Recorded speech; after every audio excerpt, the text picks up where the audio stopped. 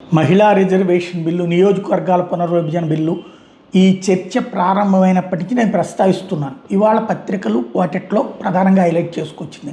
ఇవాళ రాధాకృష్ణ గారి ఎడిటోరియల్ కాలంలో కూడా అదే రాసుకొచ్చారు. దక్షిణాదికి అన్యాయ నివారణ, వాస్తవంగా దక్షిణాదిలో పెద్దగా సక్సెస్ కానటువంటి భారతీయ జనతా పార్టీ తెలుగుదేశంతో పొత్తుతో లేదా కర్ణాటకలో గెలిచినా పూర్తి మెజార్టీతో ఎప్పుడూ గెలవట్లేదు. అది ఎవరో ఒకళ్ళ అని మళ్ళీ చీల్చుకునినో అట్లాగా అధికారంలోకి రావాల్సి వస్తుంది.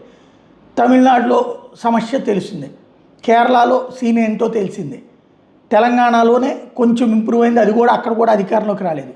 అంటే దక్షిణాదిలో బీజేపీకి అవకాశం లేకపోయినా దక్షిణాదికి జరుగుతున్న అన్యాయాన్ని సరిచేయడానికి ప్రయత్నించింది.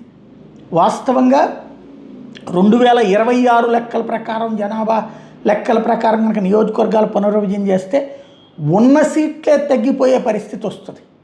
ఇప్పుడున్న సీట్లే దాదాపుగా 30-40 సీట్లు కోల్పోతారు. 25 సీట్లు ఉన్నట్టు ఆంధ్రప్రదేశ్ 20 సీట్లకి తగ్గడం, 17 సీట్లు ఉన్నట్టు తెలంగాణ 14-13 సీట్లకి తగ్గిపోవడం లాంటి పరిస్థితి జరుగుతుంది.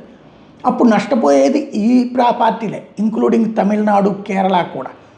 ఇప్పుడు పరిష్కరించుకోవాల్సింది అర్జెంటుగా బీజేపీతో మాట్లాడి మద్దతు ఇచ్చి అయినా 2/3 ఖచ్చితంగా చేసి తీరాలి. ఇంకోటి, మహిళా రిజర్వేషన్ ఇప్పుడున్న దశలోనే పెట్టమంటున్నారు. బీజేపీకి పోయిందేం లేదు, పెట్టేస్తుంది. అప్పుడు ఇంకో 180 సీట్లు ఈ పార్టీలకు సంబంధించి, దక్షిణాది పార్టీలకు సంబంధించినటువంటి మగాళ్ళు కోల్పోతారు.